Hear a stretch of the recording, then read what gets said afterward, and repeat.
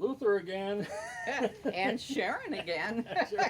Back in sunny San Diego. Does it ever get a cloud? Well, I see a cloud or two. I suppose it does.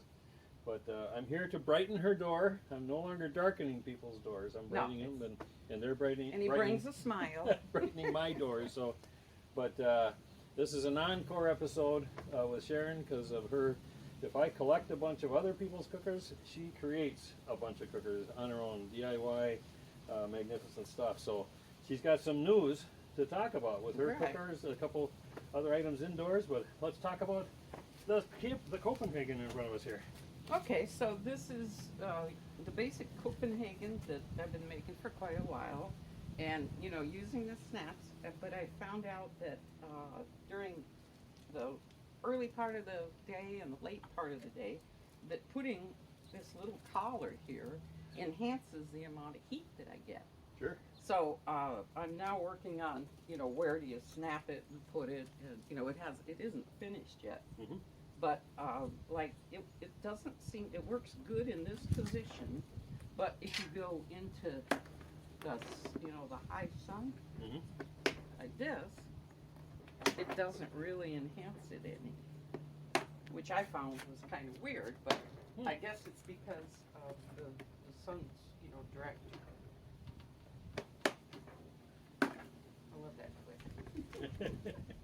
It's the sound of progress. Yeah, and so during the middle of the year and the middle of the day, I usually have it up like this, and so if I put this here, it's just gonna kind of reflect it up like that. Oh yeah, it doesn't really, it overshoots.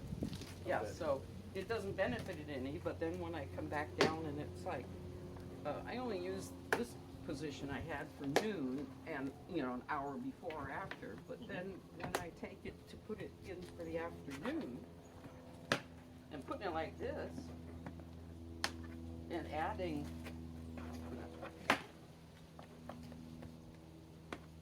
the little booster has given me, I don't know where my clip went. Let's see.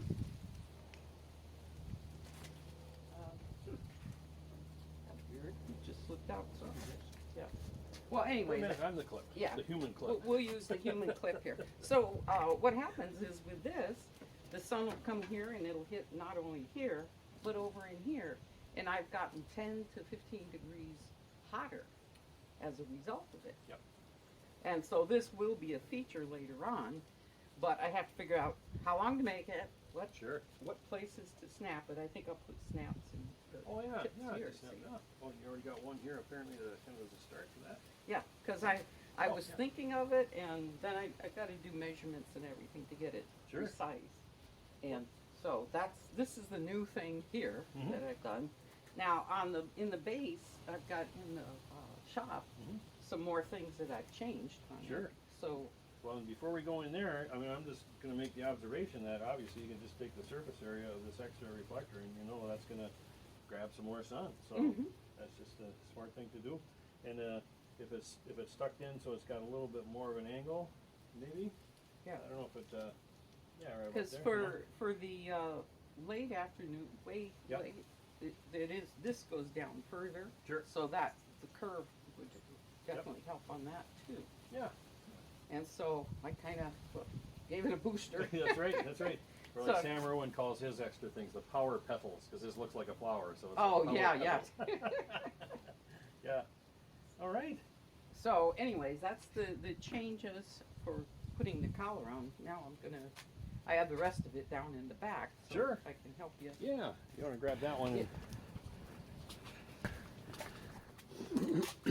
Going down in the dungeon.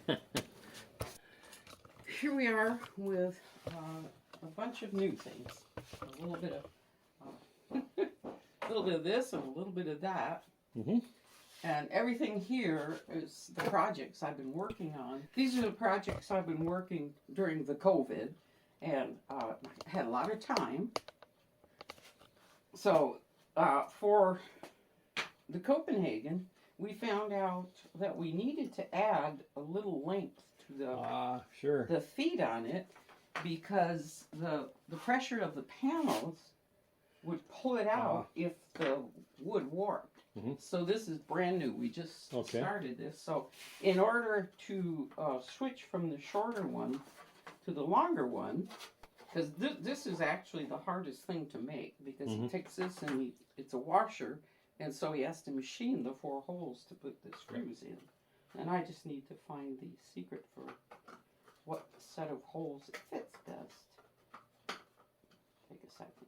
But when it's mounted like this, it would be in the correct position. I'm guessing that's about it.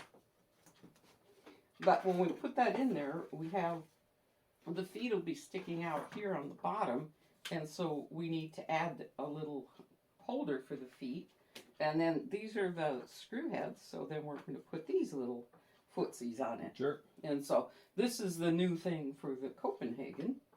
It's not a lot, but it's actually, it's going to make it so that it doesn't come apart. Yep.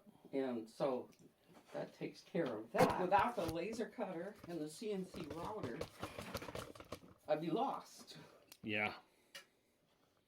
And so, and also him. Of course. But anyway, so these are the laser cut angles, and that's, you know, one of the laser cut things. Of course, I laser cut everything. Everything in this area is laser cut. The holder for the tube, and this is the whole puzzle for putting together in the thing, and of course we laser cut those. Okay, so this is the puzzle. You can see that, I'll take this out here, that each of these pieces, it comes all completely apart, so that it can be packaged, like that little package there, and it can all be sent, and each of these, like I showed you the other ones, there were single ones that I all glued together. So I asked Glenn if he'd do the raft of, you know, for one size we need to have all 5, one we need 3, and one we need 2. So then he designed it so that with a little bit of glue, we'll put the glue in here, you know, put these in and glue them, and then glue each of these pieces together, and you got the frame for it. Sure. And then the other piece, we had to do a backing for it. We're going to have you put it Oh, together. yes. Yeah. Okay. Uh-oh. See how that goes. So anyways, the background, there's another puzzle underneath that these lines, you know, it's opposite these lines, so it'll give it strength. Now, it still hasn't had its test where it's all glued together yet. Sure. But then the new, let's see, I'll show you the rings. You can see the differences. We have to trim this a little bit here. So I was looking at how far off I was when I hand cut. Look at that. Oh, that's hardly rounding error, as they say Yeah, in business. it is really bad. So now, instead of having these hand cut, which took me 3 days to cut, it took about, how long would you say, 8 minutes? No, about 15 minutes. You think it was 15? Yeah, Yeah. to cut those. And so I'm totally sold on using the CNC router and, you know, the laser cutter, and just come up with whatever I can. Yes.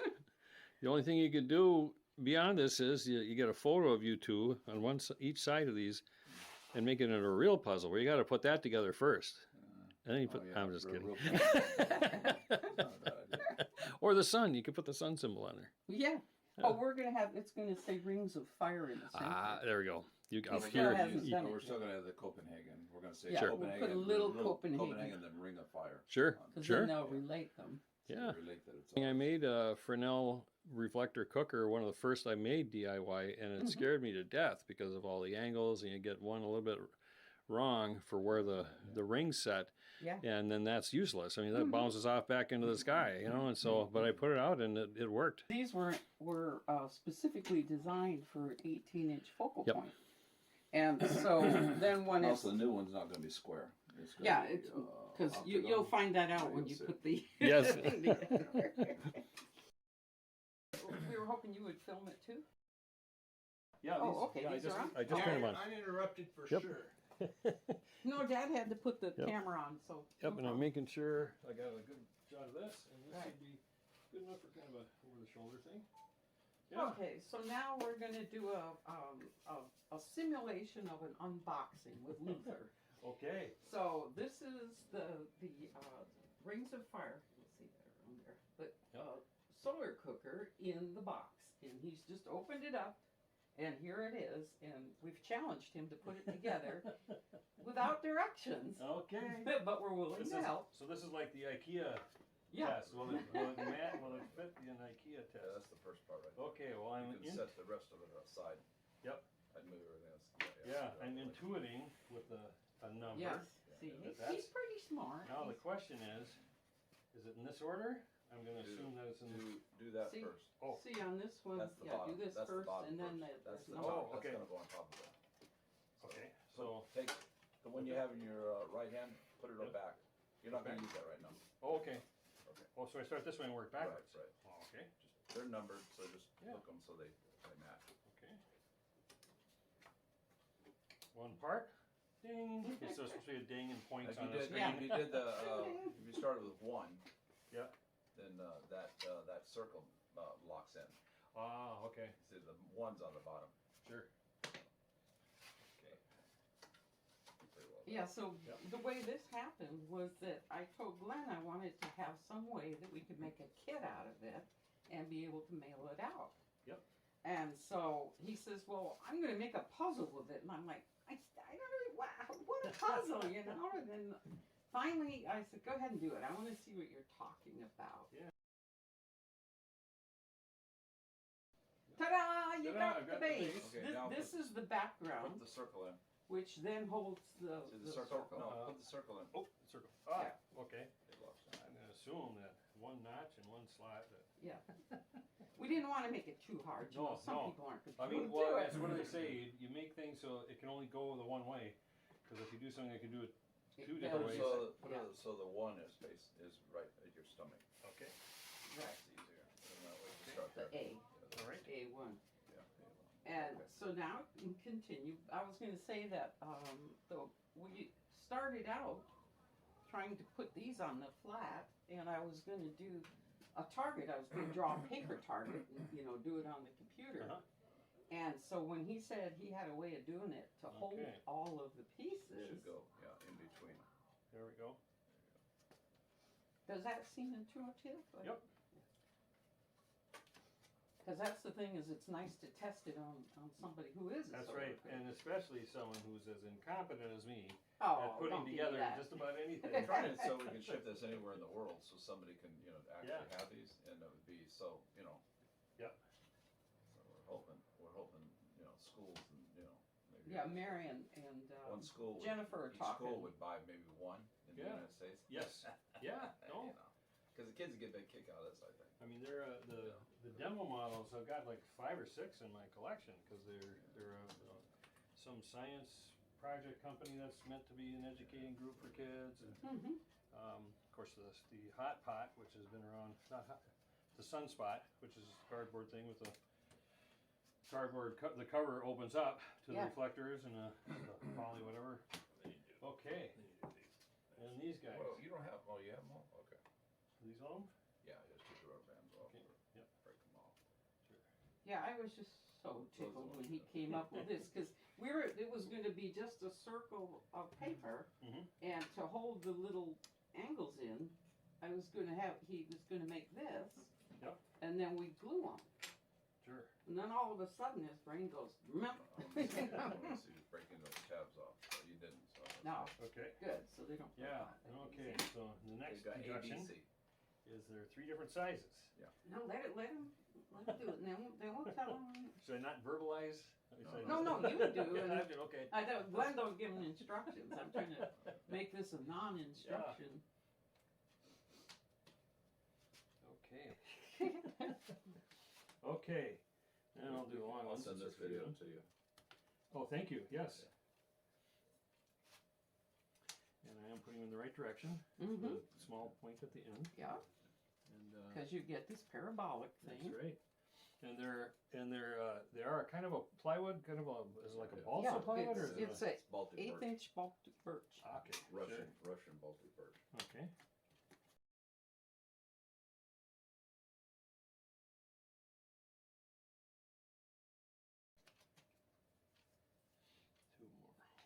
I can see that it's going to do good, Glenn. I mean, here's where anyone putting it together and knows what it means to have a Fresnel reflector says that's where it goes. You know, from here it should be smooth sailing. Mm-hmm. Okay, now these are the corners, which we haven't explained too much, but these are going to be, when we get done, they're going to be glued like this. Oh, I see. Okay. And one will, Oh, yeah. see, and that'll be the sides to it. They'll go like that, and then these are all going to be, you know, these Well, will be kind the of corners, corners. and then these will be like locked in. Oh, So- sure, sure. We haven't done that. Okay. So each one of these will be right here. Yep. And like I say, This will be, this wood came from what was left around it. That's right. So, Yeah, Wait. he started out with, you know, Go around almost that. having a sheet and a half, and he's like, no, wait, I can fit this in Yep. there and that in We're there. able to get it all. Yeah.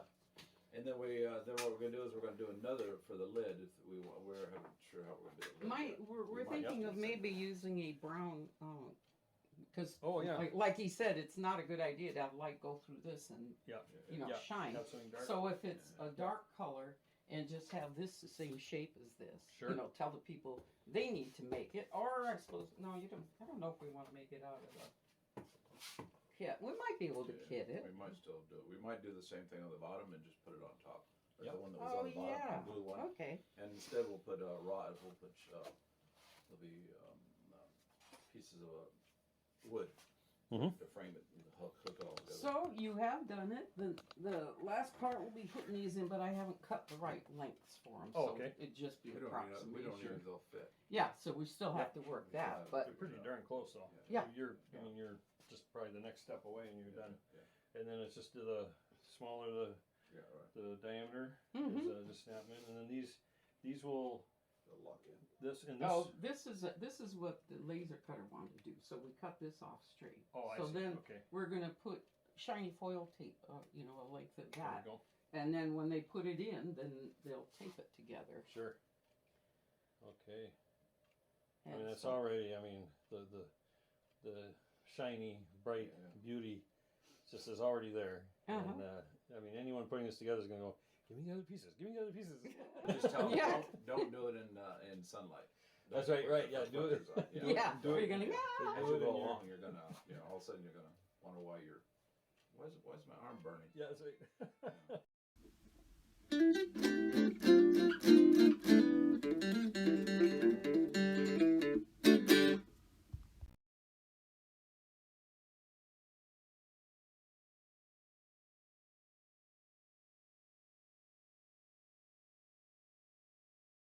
Well, this is my solar fence. It looks a little bit better than last episode because we have some backing on here now and we don't have to look at the neighbor's stuff. Looks a little cleaner. This is a really neat thing. I call this the two-mirror solar fence. We were talking about glass as the bottom reflector and mylar as the top reflector. Well, this little guy faces east-west. So I've been playing with this a few weeks now. It works really well. It's a nice solar cooker, solar collector. So, it's probably, this faces north or east-west. So it's perfect for the sun coming up every day. I found out that in wintertime, the shadow from the house reaches about down to there as a maximum. So that means on the lowest day of the year, I'm going to still get sunlight here. So I thought I'd take advantage of this and made this two-mirror solar fence. It's a mirror on the bottom, a mirror in the back. And it works surprisingly well. You don't have to focus anything, you don't have to do any tracking, you don't have to run out every 20 minutes and make sure the sun is focused on it. The really bad part about this is, and it's kind of like the old saying for hunters, always be downwind. Well, if you're doing a solar two-mirror fence, always be up sun, because the amount of light and heat coming off of this thing when you walk up and down it, it's blinding. It'll give you a headache, bad dreams, stuff like that. So, we've got mirrors here on the bottom. These are square foot mirrors, FT2. You can get a 6-pack for $12, so $2 a mirror. We've got 1, 2, 3, 5, 6, 7, 8, 9, 10, 12, 13, 14, 15 mirrors. That's $30 worth of glass mirror. Nice thing about glass and mirrors, unless you break it, it will last a couple of decades. On the back here, I use Mylar. Mylar's only 10 cents a foot, so we got $30 plus $3-4 worth of Mylar. Now I could have used all Mylar, but if I used Mylar on the bottom, you're gonna have spillover. You're gonna have, it's gonna be ugly. You're gonna have to replace it. It's gonna look like crap. Blah blah blah. So I like using mirrors because they're cleanable. You could use mirrors in the back also if you wanted. I don't know that it would give you any more reflectivity or not, but it would be certainly cheaper to go all Mylar or all even aluminum foil. So you can fasten it to the fence with tacks or nails or screws, but I used a spray can of glue. Hi geese. They like to wave. You got turn lost. They're headed over the lake. So you set your stuff out at night. Early in the morning, the sun comes from here. It just starts reflecting, and it starts getting hotter and hotter and hotter. Some of the stuff I have going on here is pasteurizing water. Pasteurizing water is really great. You just kind of set it out and leave it. Of course, no sun today, but here's one of my favorite quart beer bottles. By afternoon, the uninsulated one will easily get up to 140 degrees, which is pasteurization temperature.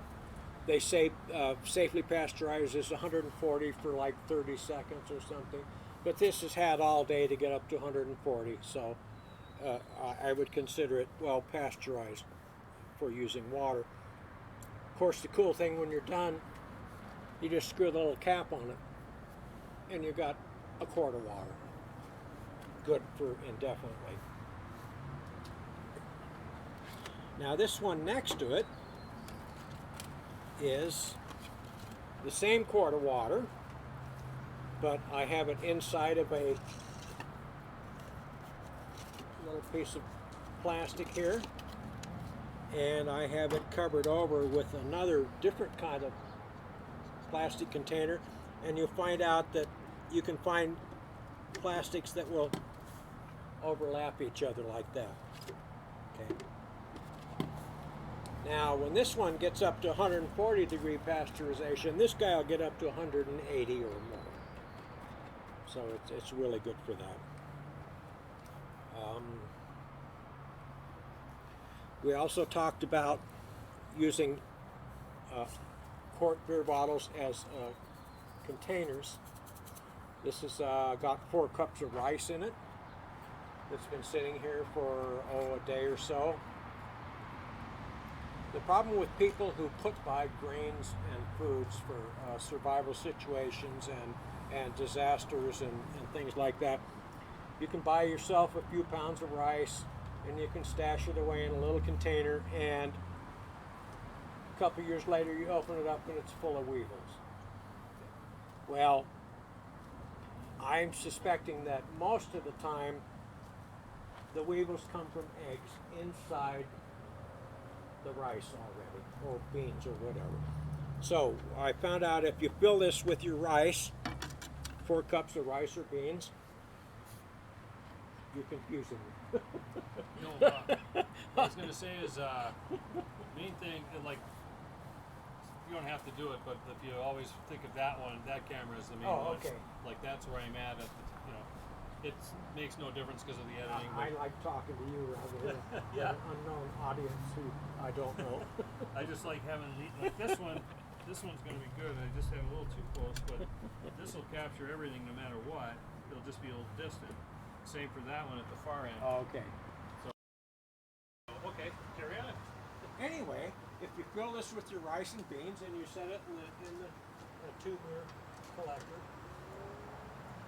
it'll get up to about 140 degrees. If it sits there half a day at 140 degrees, I'm pretty positive that it's going to kill most any eggs and larvae that are in your grains. So, as far as I'm concerned, this is better than putting desiccants in your grain and CO2 to kill the bugs and stuff like that. And once it's done, again, it's in a glass container. You screw it down after it's hot, it's going to cool, create a vacuum, and there's pretty much nothing that's going to get in here. So I'm suspecting that you may be able to expand the life of your stored grains significantly by doing something like this. And since there's no water in here, it's going to also drive out any extra moisture. You can leave it outside, it's not going to freeze and expand and burst the bottom. So it's good in all weather. As long as you don't drop it or something falls on it, it's fine. Also, you can do jar and jar cooking on this thing. Works really well. Just wonderfully. I've got some, what have we got here? I got some soy wax here. You really don't need that, but I just had a dark container. If you want to melt soy wax or beeswax, I've got beeswax here somewhere too, to make candles. Just take the top off of a one-piece container. Okay, it has to be one piece, because if it's a cap on the bottom and a cap on the top, I guarantee you when it gets hot enough, your wax is going to melt and run through. So this is one piece, works fine. I put a cap on it, I paint it black, and once it's black, you can scribe in what it is. Right there's this soy wax. Soy wax here on the side of it.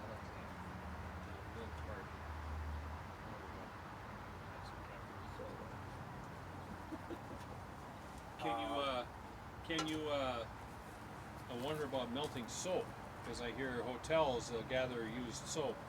You know, you're there for 2 days, you don't use up that little bar of soap, and they throw them all into something, and somehow they recycle them. But I don't know how. Is that? I would imagine it's something that you could just melt if you didn't get it too hot. Right? I'm pretty sure you could just melt it. Yeah, yeah. Throw it in, get it up to, I'm guessing maybe 130 Yeah. would probably be enough. That's a good experiment. Because I always bring that little sliver home with me, and I got like 10 of them. I want to make them into one bar, so I don't have. You could mix it in with a little water, homogenize it, and then put it in one of these, and it would drive off all Sure. the water eventually. Just leave it out a couple days. You don't have to track. You don't have to do. Yeah. Also, you had an episode, and this has been a recurring theme about making solar collectors using cardboard. And I love the idea of using cardboard. It's easy to build. It's available everywhere. Even if you leave it out in the weather, only the outer cover is going to get hurt. You can always replace the outer cover if you have multi-layers of cardboard. So this is a little device to make wheat glue, wheat paste. Might as well do it with the sun. Just a dark container, and they say that this one's dried out. It's been sitting there forever. But they say 1/4 part flour to 3/4 water. And you just stir it in, let it sit there. If you want, I would imagine you could cover it with an outer jar to get it to boil, and then stir it every once in a while, and when you're ready, just take it out, get a brush, get your cardboard laid out, smear it on both sides of your cardboard, clamp it together, and you could build cardboard boards and containers. The expression comes to mind: if you have a household process that needs heat, use solar. Yeah. It's like, I mean, is there anything left? I mean, Yeah. you'll find it if it's still out there. I've heard that most of our industrial processes to keep our civilization going domestically are like under 600 degrees or something. Yeah. This precludes casting metals and Right. make cars and stuff like that. But domestic all around use under 600 degrees, something like that. So anyway, there's a way to make your own wheat glue with just a little bit of wheat flour and some water in the sun. And I would definitely cover this with a jar. The other thing you can do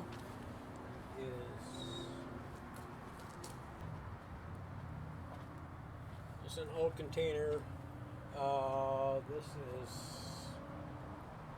linseed oil. It's been sitting there a while. I need to probably throw that out. But I like to use boiled linseed oil treating my wood. These old FT2 cookers I have here that have been sitting here 10 years. The wood gets old and nasty after a while, dries out, cracks. So I'll fill this up with linseed oil, set it in the sun, put a cover on it, and that way when I go and repaint my wood to try and save it, preserve it, I got nice hot linseed oil. It flows onto the wood nicely and absorbs well, stuff like that. So there's another use to the sun. And the wood, it's plywood. Plywood. And I mention that because plywood's going to be more stable for shapes, or you can probably do this with just a board, It and works. if it'll work Yeah. no matter how much you do that. Whereas the plywood, at least it's got that tension. Yeah, I mean, eventually yeah. these will That's wear why. up, but That's why those are plywood, Yes. because it's not going to crack. Yep. And stuff like that. And here's another thing with my favorite beer bottle jar. This is an old soda pop container. If you cut off the bottom, it will fit down over the jar and provide somewhat of an outer layer of insulation. I don't know how well it does, but it's better than having all the heat just fly off the glass. The plastic is going to hold it in a little bit. And as the thing heats up, the plastic is going to melt and fold the jar. So that's another thing to consider. I found a really fun one. This is a little pint jar, and this is one of those ubiquitous soft water bottles. You buy them. Everybody buys water bottles. Well, you cut off the top. You put a blackened jar in here, and you've got an insulated cookie, because this pretty well holds in the heat. You don't need a larger jar around it, because this is going to provide some reasonable amount of insulation. And I like to put a couple little holes in here, because if you get any extra moisture in, it's going to eventually drain out and dissipate. And it's lightweight, and it keeps it from breaking. Maybe. is it polycarbonate plastic? This is #1 PET plastic. Oh, PET. Okay, so Yeah, I like PET because it really holds up to the sun. Okay. All the other plastics I found, after a year or two, they crack, they get brittle, they break down. But PET is really, really great stuff. And it's clear, it holds the heat, it will melt over time, but cut it out and replace it with another one. So this is great for a single cup serving. Fill it up, that much rice, that much water or beans, set up the cooker and see what happens. Again, if you want, you can always cover it. Depends on how much of a hurry you're in. Finally, over here is my heat tube collection that we had last year that was on the solar cooker on the solar trainer. With the soy milk, with the hot water. I don't know. These are great evaporators. If you want to drive the moisture off anything, just drop it in one of those and set it in the sun, and it's going to be bone dry.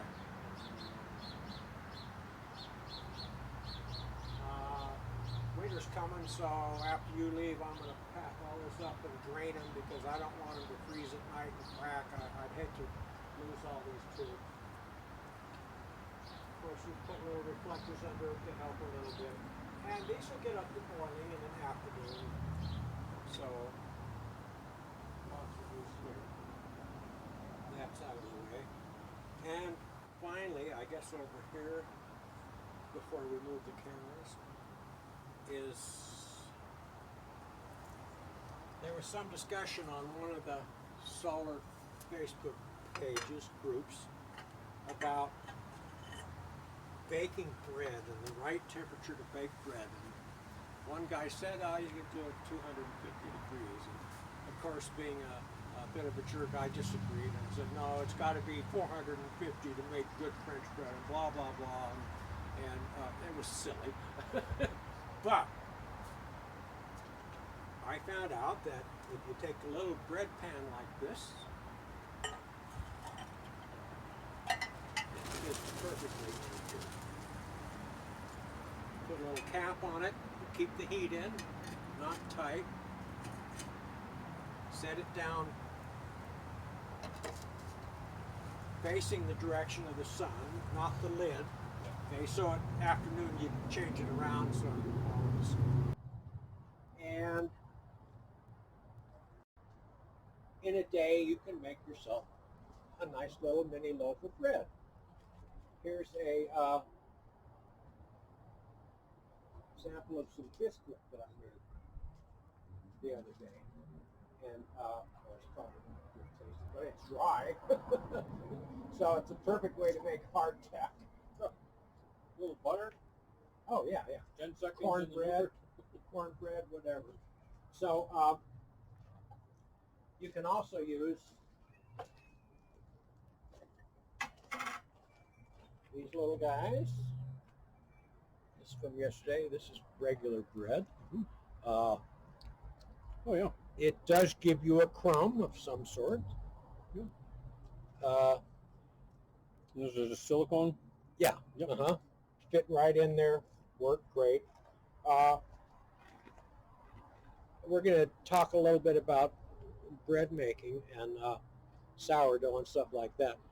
When you make sourdough, you're supposed to throw half of it away and keep the bats going. That really bothers me. So any excess I take and I'll put in here, and I'll make hardtack out of it. It lasts forever. You can always add water. You can make croutons if you want to season it, stuff like that. So that works too. And because I find that most any time I make bread in one of these, I like to rub a little butter on it to release the dough. That doesn't always work because 90% of the time I've got to get a little plastic knife and cut it out. So just get yourself a little bit of parchment paper, cut it to size, and then when you put your dough in here, you can throw it in there. And now this may not make bread like you're used to because it's going to be a very wet bread, but it will be probably cooked all the way through. And I find out that you can throw your dough in no matter what condition. If it's a really soupy dough, it's going to get really wet and it's going to make a cloud chamber there. Whereas if you have a harder dough that you have to knead and stuff, it's not going to be quite as wet and it will be more bread-like. Come to find out halfway through, you're going to go out and see that this is all cloudy. And you're going to see there's a bunch of water on the bottom. So this is going to evaporate a lot of the moisture in your bread. All you do is take the top off, pour the water out, put the top back on, and you can continue making your bread. So also when you put your dough out, you'll notice as it heats up, you're going to get a little bit of rise in your dough, which is what you're looking for when you put it into an oven. And I run out of stuff to say. Okay.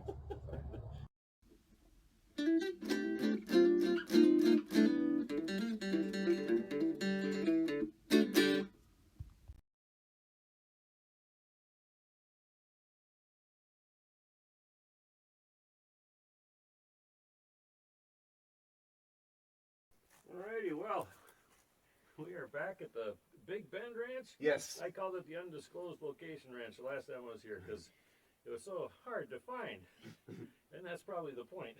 Yep. So we're back with Stan Wells here, and he's got so many new innovations with his trackers, I barely have enough cameras to keep up with him. And so he's going to talk a little bit about something in this box. This Tracking, mysterious yes, box. yes. In getting ready for this Luther to come back and visit, I was trying to come up with some way of just sort of demystifying the tracker and kind of showing how these trackers work. And a lot of this was also inspired by your recent visit with Kurt Neubeck. So what I've built here is a little demonstration mini tracker. Oh my goodness. You know, when you make things small, they're not as intimidating. So I thought this might be kind of a fun way to demonstrate how these things work. What you have here is we have a couple of wheels and a motorized wheel in the back. And I can raise this up and down with the tilt just like that. This is the smallest of the Sun Rovers. Now, it's not a tracker yet. It's not a tracker until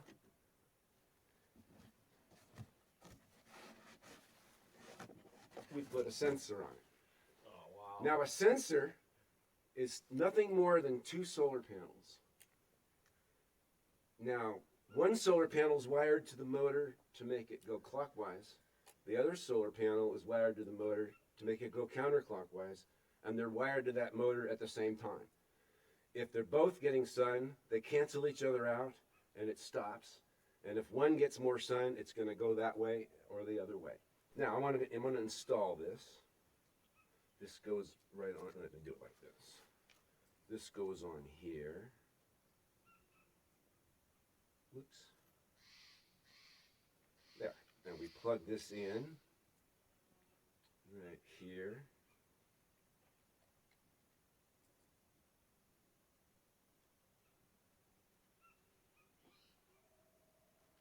Now it's a tracker. Now if I put her down, I can already it'll see it. find the sun. Oh, yeah.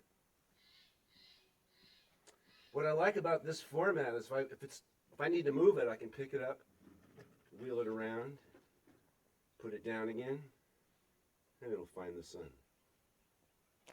Just like that. Now,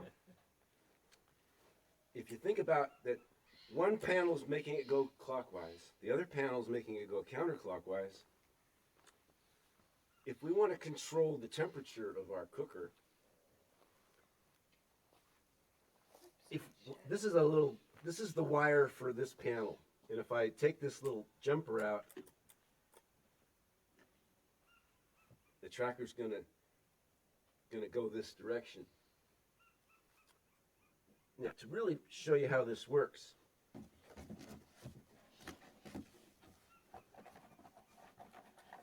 this is a thermostat. They cost about, I've seen them as $4, maybe up to about $5 or $6. It's powered by 12 volts, so I have a little batteries on the back just to power it, just for this demonstration. So I'm going to install the thermostat.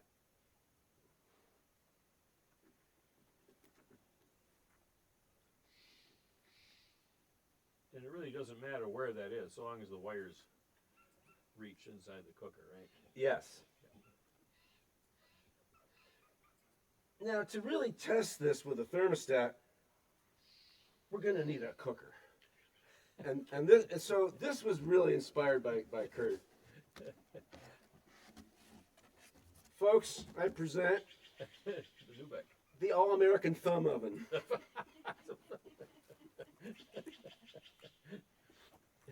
The sensors, if you can see, the sensor's inside there. Sure. I just have to plug the sensor into the thermostat.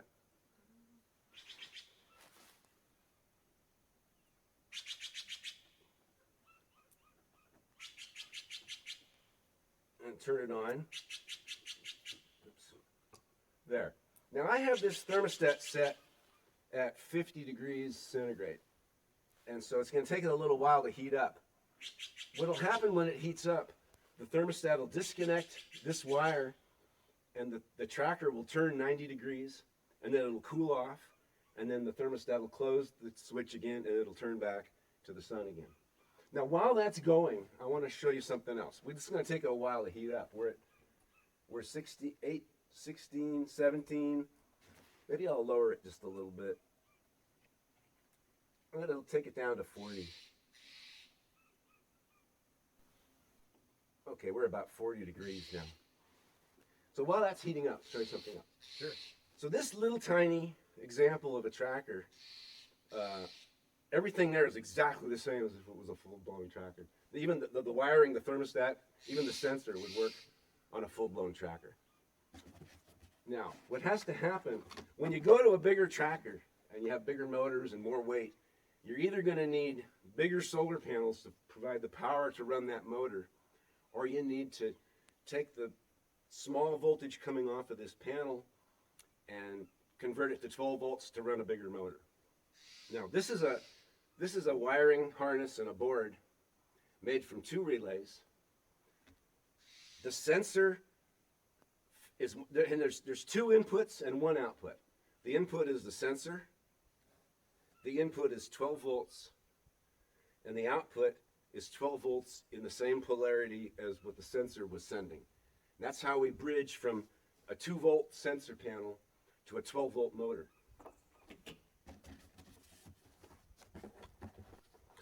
Oh, I have to tell you something. I almost forgot. When this is just tracking, this little shade flap right here, Yes. helps shade the opposite panel a little sooner, which makes the tracking happen sooner. One of the beauties of working with a small model is I learned something that I'd missed working on the larger ones, and that's that when you're doing temperature control, the shade flap actually inhibits the counter turning of it because it shades the other panel that's powering it too soon. So for temperature control, we remove this like that.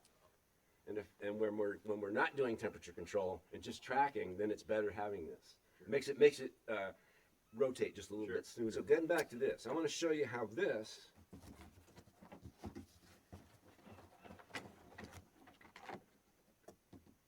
with this and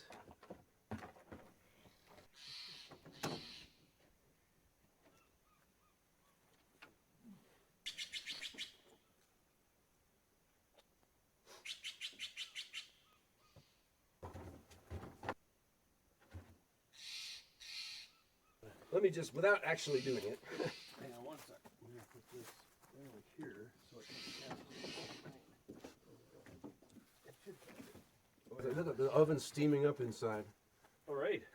You got like a We're almost at the, oh no, we got a little ways to go like there. a pea or a bean in there, so it's actually cooking something.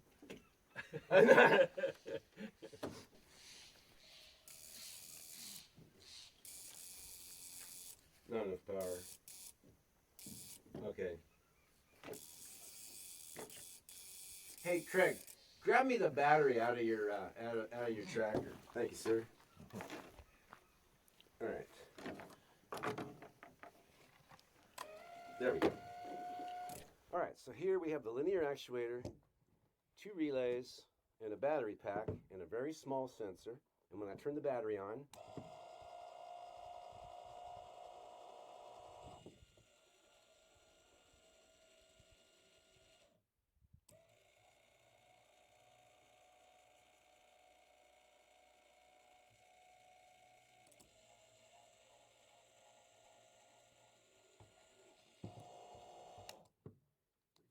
that's how it works. All right. Now, here's the relays with the 12-volt battery pack feeding 12 volts. Linear actuator that requires a lot of power, and a small sensor. And here we go. Let's just watch this. Yeah.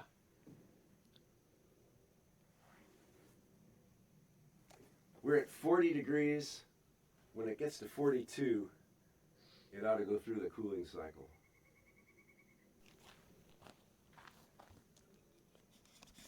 $41. There it goes. Oh, Now it's cooling. Yeah, now the temperature's going down.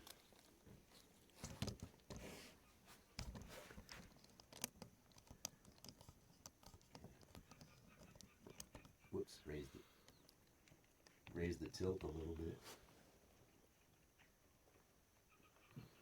It's in the cooling cycle. Yes.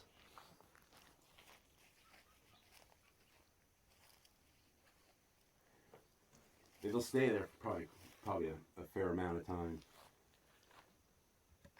with this.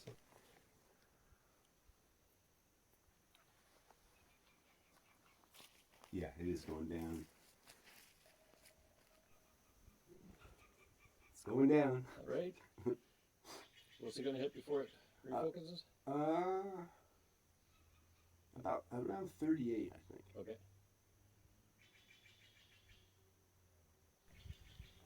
I know how much work that is, what you do, because I used to do a lot of video editing of music videos and whatnot. You know, I just haven't been doing it lately, but Sure.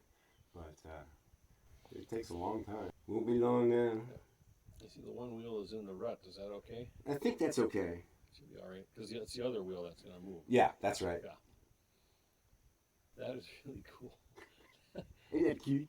That's something, not to make more work for you, but I bet you Mary and Jennifer over there in Ohio, you know, for their education Yeah. projects. I was kind of hoping you see this, but that's nice and little. It doesn't seem as intimidating. That's right. You know? Yes. Well, and how many toys, you know, if you really took them apart, that's what's inside them, Mm-hmm. and they're I mean, they can't have many more parts than that.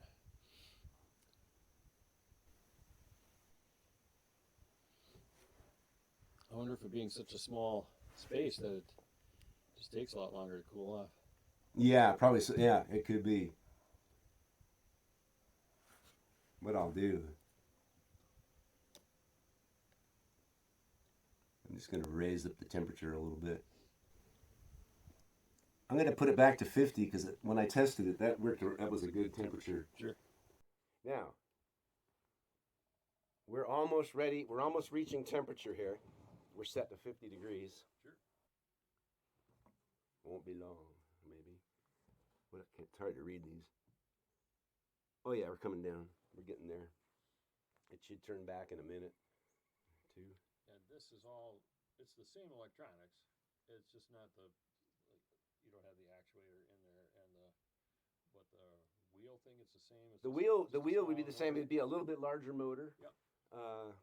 But everything else, the circuitry, the way the thermostat's wired, I have a switch on it so I can just have the reading of the thermostat without it actually controlling things, so I can set the temperature or just check the temperature or push the switch up, and then it's gonna go back and forth and cool the thing.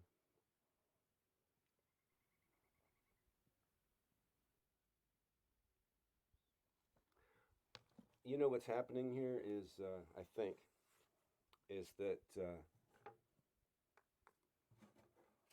those little batteries powering the thermostat aren't doing a very good job. I think that's part of the issue here.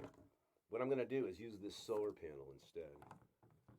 I'm going to unplug the batteries. Let's see, this is going to take me a little second here. This is the power one. It's green. This will be green. Plug it in. Oh, look, and it's going right away. Yeah, those little batteries they're for garage door openers, and they don't have very much power in them. Okay, now we're really going. Okay, now we're heating up again. Okay. I can move all this out of the way. Done with that. This is our power. Let's do this. Put something here to hold that up a little bit. Oh, there it goes.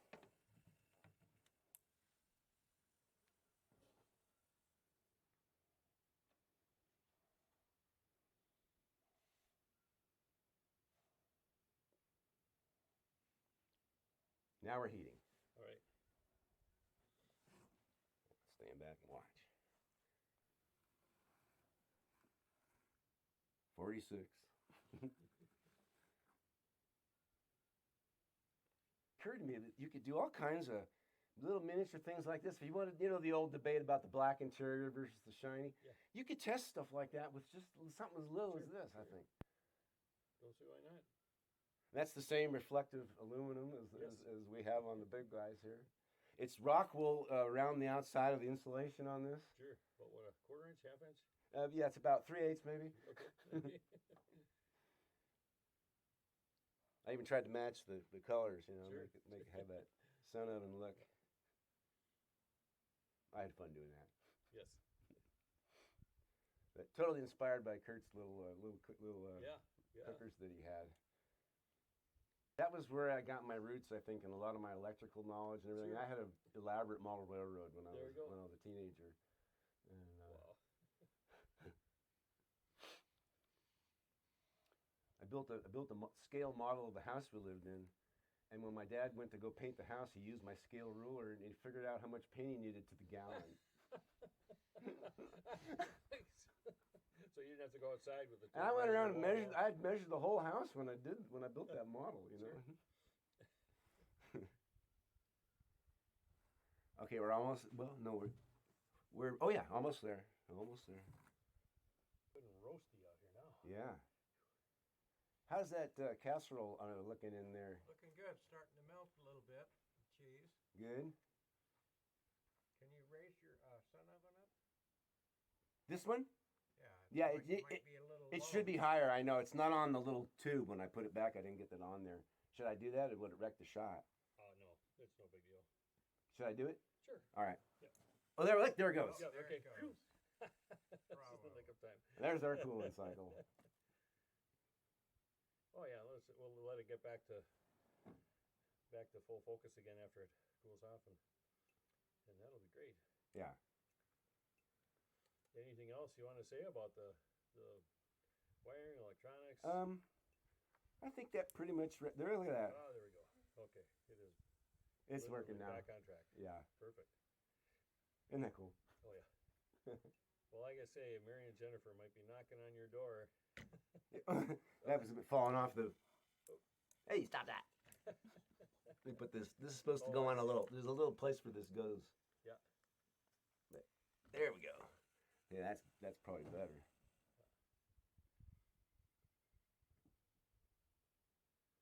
But what a conversation piece! You just have it sitting on a little table somewhere, you know. Sure. Look, Wow. So it's this 50 degrees gives you pretty good cycling. That's Yes. what you want for crowd pleasing. Yep.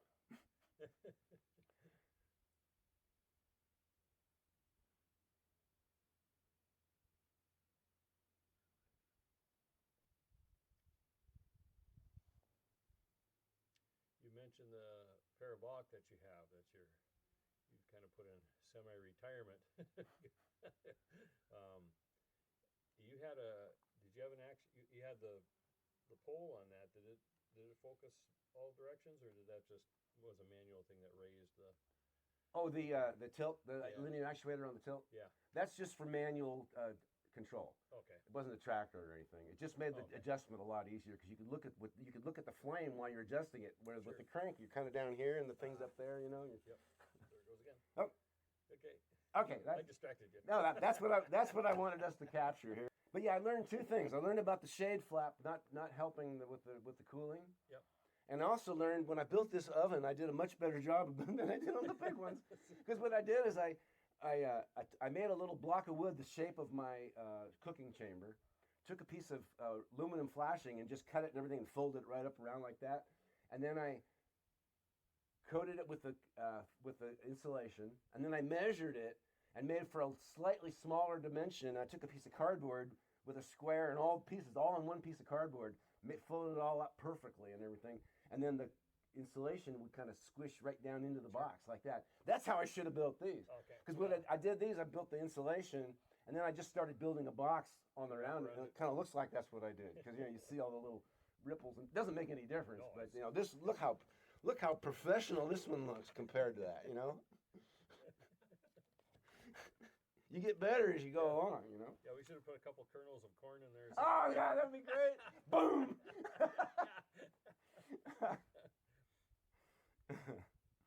Well, yeah, I'm back to 7 trackers, I guess.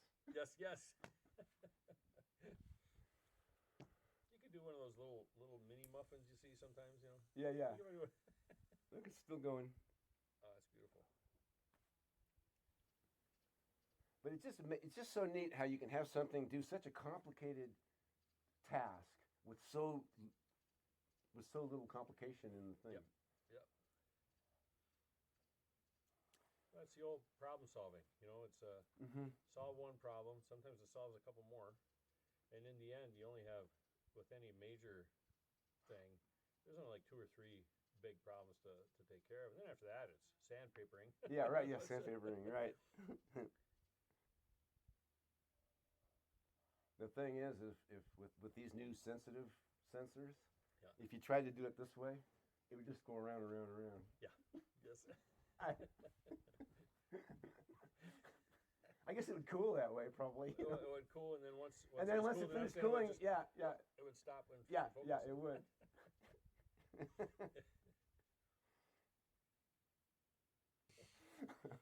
This one over here, the sensor dropped, Uh-huh. and it made perfect circle. Oh, oh, And I finally went, we finally saw it, and I turned off. oh, thank you. Is that Joe saying, "Hey, I think your tracker's It was on making the loose"? donuts. That sensor, that's an experimental sensor, and it's all kind of loose, and yeah, must have. It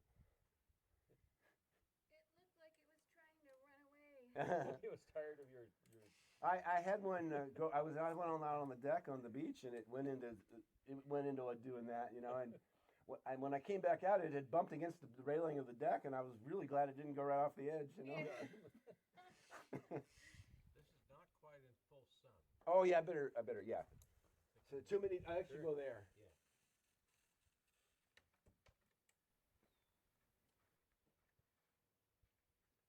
Well, I was thinking if we just have a couple concluding remarks, I just have one other question. Oh, And then- sure. And then what I'll do is I'll put one of these on time lapse and just keep it on that for a while. And Sure. Yeah, that's a good idea. yeah.